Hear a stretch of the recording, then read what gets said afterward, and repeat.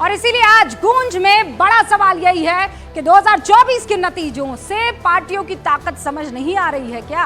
पूरी ताकत टिकट बंटवारे में ही क्यों झोंक दी गई है? जहां झगड़ा वहां बागियों को कैसे समझाएंगे? इस पर बहस करने के लिए शहजाद पूनावाला, भारतीय जनता पार्टी के राष्ट्रीय प्रवक्ता, यहां स्टूडियो में हमारे साथ मौजूद है। बहुत बहुत स्वागत है आपका।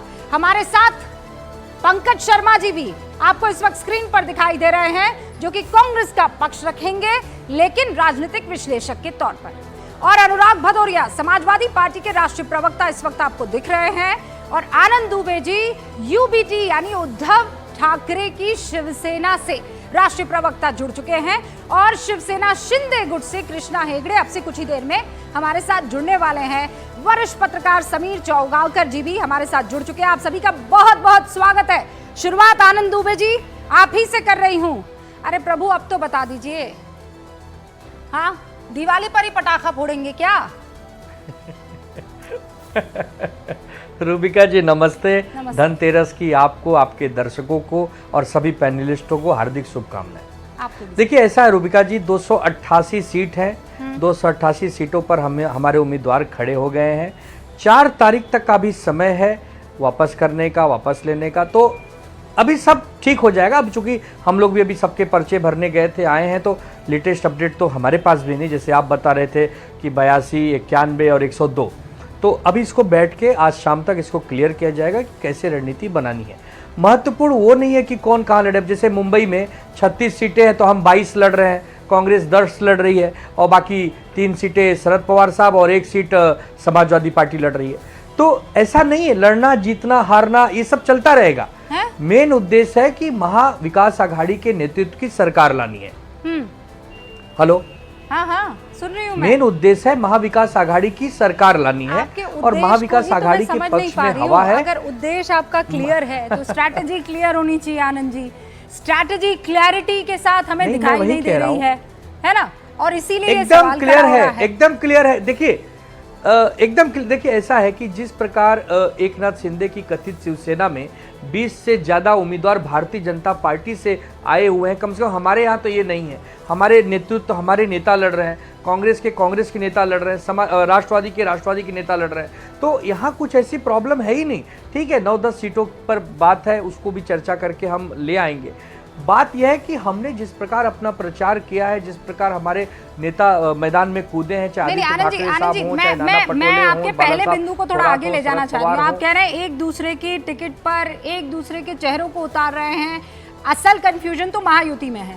मैं 5 मिनट के लिए शाइना एनसी को जरा सामने लाना चाहती हूँ, जो कि कैंडिडेट है, बीजेपी की नेता है और शिंदे गुट वाली शिवसेना की तरफ से वो चुनाव लड़ रही है मुंबा देवी से। बहुत बहुत स्वागत है आपका शाइना एनसी। सबसे पहले तो मुबारकबाद।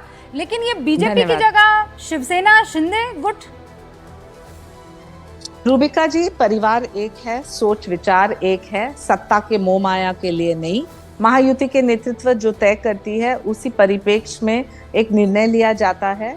मैं हमेशा एक मुंबईकर रही हूँ, 20 साल से सामाजिक क्षेत्र में और राजनीतिक क्षेत्र में काम करते आ रही हूँ, और वो भी दक्षिण मुंबई में।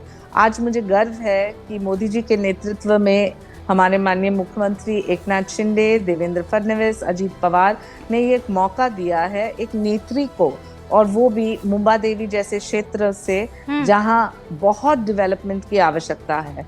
हमने देखा है कि पर आपके कैंडिडेचर के सामने आते ही आपने ट्वीट्स पढ़ना भी शुरू कर दिए होंगे। महाविकास आघाड़ी के बहुत सारे जो नेता हैं, खुद प्रियंका चतुर्वेदी नवाब मलिक को लेकर ट्वीट कर रही हैं, मतलब एक्स पर पोस्ट डाल रही हैं, और आपको निशाने पर लिया जा रहा है।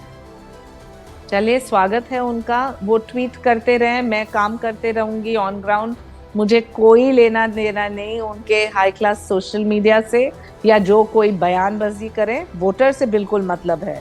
जो मैं मेरे काम नहीं करूं, मैंने निष्ठा के साथ, डेडिकेशन के साथ मुंबईकर्स के लिए काम नहीं किया, तो जरूर आप सवाल प्रश्न चिन्ह उठाएं। लेकिन जो आपको सिर्फ मीडिया का अटेंशन साधना है तो आप करते जाइए। ये तो संजय राउत की आदत है। हर सुबह हम उठते हैं, वो नाना पटोले के ऊपर टिप्पणी करते हैं, नाना पटोले उनके ऊपर टिप्पणी करते हैं, फिर कहते हैं कि मुख्यमंत्री कौन रहेगा। ये सब स्पर्धा में मैं नहीं जाना चाहती हूँ। रूबिका जी, आपने शायद मेरा ट्रैक रिकॉर्ड देखा है। 20 साल में मैं कोई भी कंट्रोवर्सी में न जाते हुए सिर्फ मेरा काम करती हूँ, पार्टी का पालन करते आ रही हूँ, और महायुति के नेतृत्व में जब एक डिसीजन लिया जाता है तो स्वाभाविक रूप से उसी परिप्रेक्ष्य में काम करना है। अच्छा, लेकिन सुनिए ना, वो ये कह रहे हैं कि दाऊद एड is now best friend for ever with Ashish Shelar and Devendra Fadnavis. The Dawood buddy is now fighting in the alliance led by BJP. Nawab Malik का जिक्र कर रहे हैं वो। आपको सब कबूल है, सब मंजूर है? रूबिका जी, आप मुझे बोलो, क्या ये एक स्पर्धा है कि किसने क्या कहा, या एक स्पर्धा है कि किसने कहाँ वोट दिया? आप मुझे बोलिए कि मोदी जी के नेतृत्व में देश में जो परिवर्तन हमने देखा है, इतिहास जो बना है, उसी दृष्टि से हम वो ही करना चाहते हैं हमारे महाराष्ट्र में और मुंबई में। और जो लोग सिर्फ टिप्पणी करते हैं सुबह से शाम, वो जाने कि उनके वोट कहाँ गए, उनकी नीति नियत कहाँ गई और उनके विचारधारा कहाँ गए। हम सत्ता के मोह माया के लिए कुछ नहीं कर रहे हैं, जो जनता का जनादेश बड़ा है इंटरेस्टिंग उसे है। स्वीकार आप भी ये बात कह रही है, आनंद दुबे ने भी यही बात की है, लेकिन बहुत बहुत शुक्रिया, ऑल द बेस्ट। और जरा देखते हैं कि आप कितना स्ट्रांगली फाइट करती है। बहुत बहुत शुक्रिया। शाइना एनसी यहाँ पर हमारे साथ जुड़ी हुई थी।